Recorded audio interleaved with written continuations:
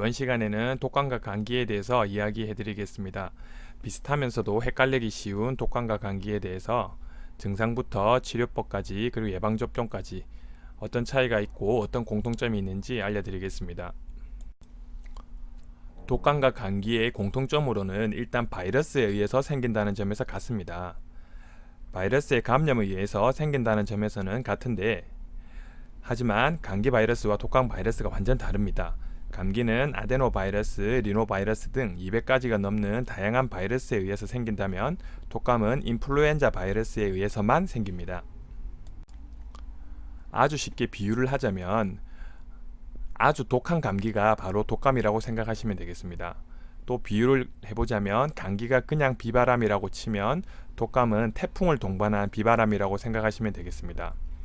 비바람이야 30분 정도 맞아도 생명에 큰 지장이 없을 수 있지만 태풍을 동반한 비바람은 30분 맞게 되면 바람에 의해서 날아가 버릴 수도 있고 생명에 위협이 가기도 합니다.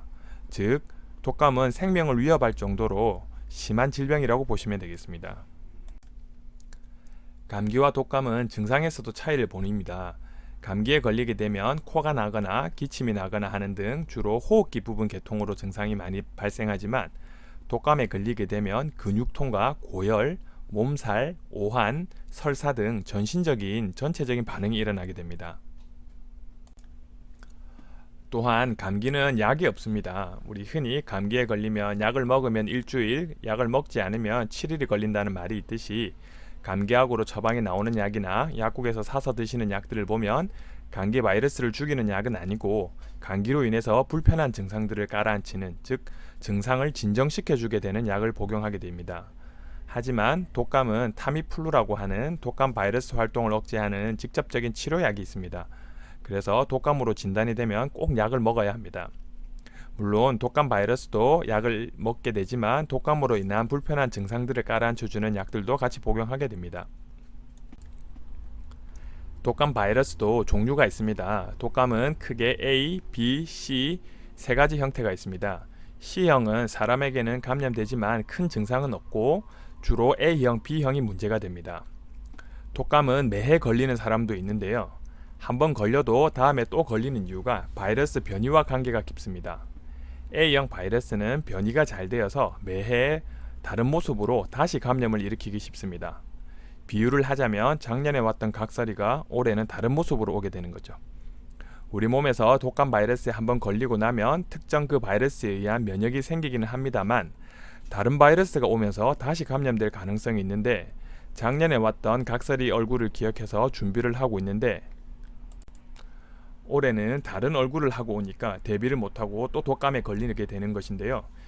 10년 전에 2009년에 신종플루 대란 때도 A형 바이러스의 변이 형태였습니다. A형은 증상도 심하고 전염성도 높고 거기다가 변이가 잘 돼서, 즉 얼굴도 잘 바꾸기 때문에 매년 올 때마다 잘 걸리게 됩니다.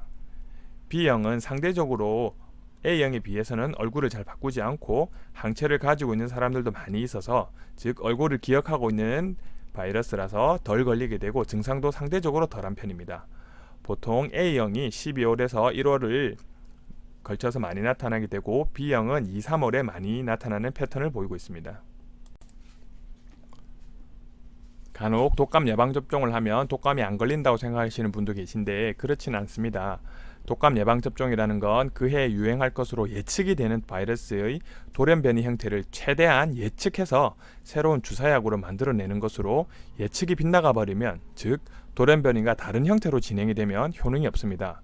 그리고 올해 예방접종을 했어도 내년에는 다른 형태의 돌연변이가 올 수 있기 때문에 매년 예방접종을 하는 것이 맞습니다. 이번 영상은 여기까지입니다. 구독이 필요하신 분은 하단에 구독 버튼을 눌러주시면 되고 문의나 상담이 필요하신 경우는 오른쪽 위를 참고하시면 되겠습니다.